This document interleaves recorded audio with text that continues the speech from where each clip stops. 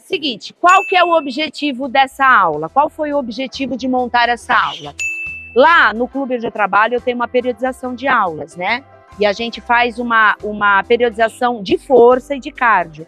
Então, eu tenho essa periodização semestral e eu trabalho sempre com um treinamento combinado. Quando a gente está falando de diretrizes da OMS, que diz pra gente quais são os exercícios que a gente tem que treinar para uma boa saúde da pessoa, o que ela preconiza, quais são as orientações mais importantes, né? Principalmente para o público adulto e público idoso. O trabalho cardiorrespiratório, certo? E o trabalho de força, que são as duas capacidades físicas mais importantes para a gente ganhar saúde. Mas, por exemplo, para o idoso, eu não posso pensar só nessas duas capacidades físicas. Eu tenho que pensar em memória, em cognição, em equilíbrio, em flexibilidade, tantas outras capacidades físicas.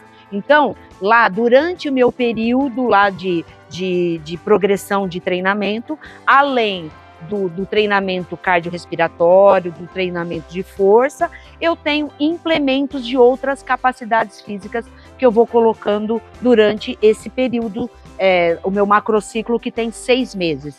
Eu falo, o professor Alex até falou, eu sou da área de treinamento, então eu falo em periodização. Eu falo com os meus idosos também em periodização, em macrociclo, em mesociclo, em microciclo, eu trabalho sempre dessa forma. Para mim é muito mais fácil organizar e também para eu conseguir fazer essa progressão de treinamento para as aulas não serem sempre iguais. Porque o cara que vai na musculação e vai treinar sempre com 1 quilinho, ele vai ter progresso? Não. E na hidroginástica também. Se eu der sempre o mesmo estímulo para o meu aluno, ele não vai ter uma progressão de ganho de nada. Então eu preciso trabalhar essa progressão. Só que a nossa característica de aula é uma aula mais diversificada. Não é isso? Não é isso que a gente fala sempre, que o Aqua Fitness é sempre uma aula diferente? Que a gente sempre tem muitos equipamentos, que são equipamentos muitas vezes lúdicos. Então, o que eu faço, Xênia, na minha periodização, lá com os meus alunos? Eu mesclo esse treinamento periodizado com progressão com uma parte mais lúdica. Então, ou eu vou trazer essa ludicidade com equipamento, ou eu vou trazer essa ludicidade com tipo de música, ou eu vou trazer essa ludicidade de diversas formas. Eu posso trazer essa ludicidade. Junto com essa salada mista, que eu falo que montar treino de hidroginástica é fazer um quebra-cabeça, né? Porque você tem que pegar coisa de todos os lugares. Junto dessa parte técnica que eu trago da força e do cardio, eu tenho também que trabalhar equilíbrio, então eu vou dando esses pitacos. E aí, essa aula que nós montamos aqui, o que ela trouxe, qual era o objetivo dela? Eu vou fazer esse trabalho combinado, eu vou trazer um treinamento cardio para vocês com treinamento de força combinado, e vou trazer elementos lúdicos, porque eu vou estar com 2 aquatubos, olha que divertido. Só a imagem disso aqui já é divertida, não é? Já é, olha que interessante esses aquatubos para cima, olha que legal. Nossa, dá para trabalhar com 2 esse movimento. O outro objetivo era explorar o equipamento, o outro objetivo era diversificar os exercícios. Então, olha quanto objetivo que eu estou conseguindo, agregando só com uma aula.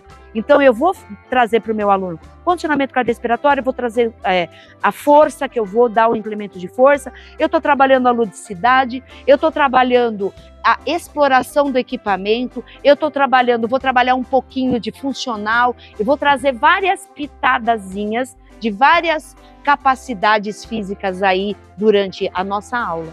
Então, esse é o intuito de uma aula. Por que você está fazendo uma aula com 2 tubos? Beleza? E aí, galera, quando eu falo de atingir objetivos cardio e de força, eu preciso buscar lá na literatura, lá nos trabalhos científicos, como é que se trabalha força e como é que se trabalha cardio dentro d'água.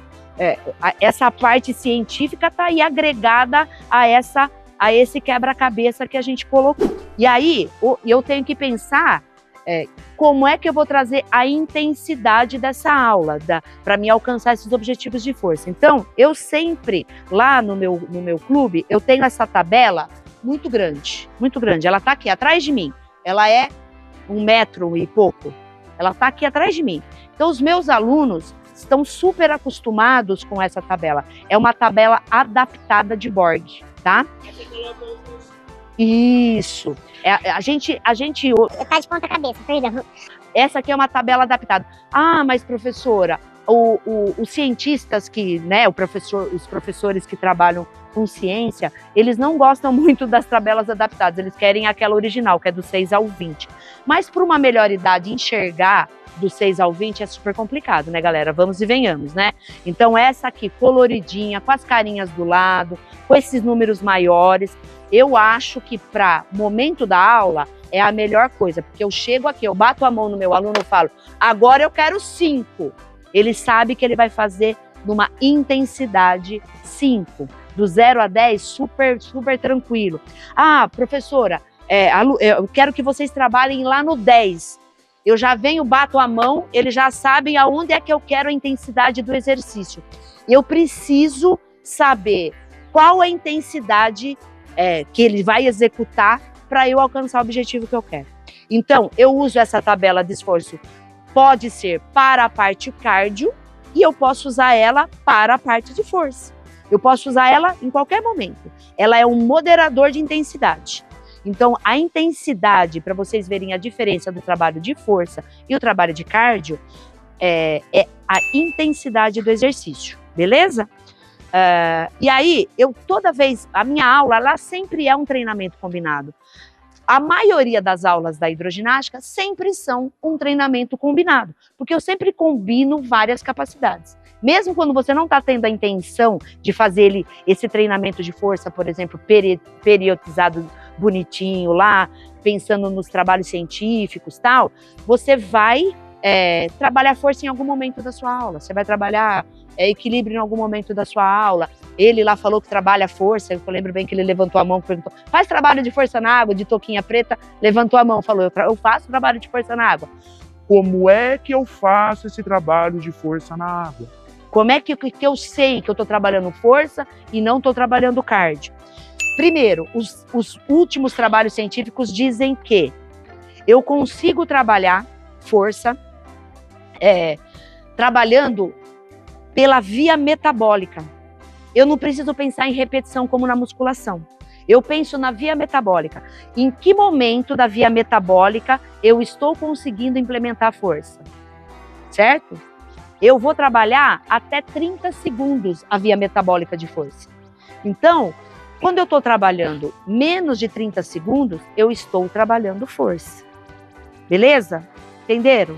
Ah, mas aí então qualquer movimento que eu fizer 30 segundos vai ser força? Não. Eu preciso pensar na biomecânica. Olha lá o que o Eduardo falou ontem. Lembra que o Eduardo falou? Amplitude de movimento. Maior recrutamento de fibras. Então, eu preciso pensar no tempo, na via metabólica, preciso pensar no recrutamento, na amplitude do movimento e uma das coisas mais importantes lá da equação, da equação do meio líquido, que é a velocidade. Eu preciso implementar velocidade para me chegar na intensidade que eu quero. Então, eu tenho que pensar sempre amplitude, velocidade e qual a via metabólica que eu vou utilizar. Então... como eu sei que eu estou trabalhando o máximo da minha força? É por aí. Existem outros tipos de força? Existe. Tem a resistência de força, tem a potência. E aí, eu vou me adequar ao tempo de execução e ao tempo e à intensidade do movimento. Beleza? Então, a nossa aula, eu vou planificar a nossa aula para vocês agora. É lógico que eu não falo desse jeito com os meus alunos, mas toda a aula é na borda da piscina. Galera, hoje é o seguinte, nós vamos aquecer de uma maneira divertida, eu corro o risco, como eu vou correr o risco com vocês, de virar uma conversa, porque eu vou deslocar com o espaguete pedalando, vou correr o risco com vocês. Vocês vão conversar. Eu vou demorar um pouquinho para voltar a atenção para mim novamente, que é perigoso. Dependendo de que momento que você está com seus alunos, super perigoso. Quem está com problema de conversa, com problema de dominar a classe, não faça isso que eu vou fazer no começo da aula, tá? Porque nós perdemos aluno, a gente perde a atenção do aluno. Então, cuidado, aquece de outra forma. Mas eu vou correr o risco com vocês hoje, porque vocês são profissionais e vocês estão aqui para aprender, então vocês vão ficar atentos. A gente vai aquecer de uma maneira lúdica.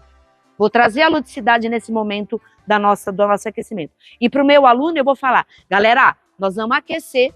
Primeira parte da aula nós vamos trabalhar força no Borg 10. Eu quero vocês arrebentando. E depois a gente vai trabalhar um cardio, só que nesse cardio eu vou trabalhar ele alternado por segmento durante 50 segundos.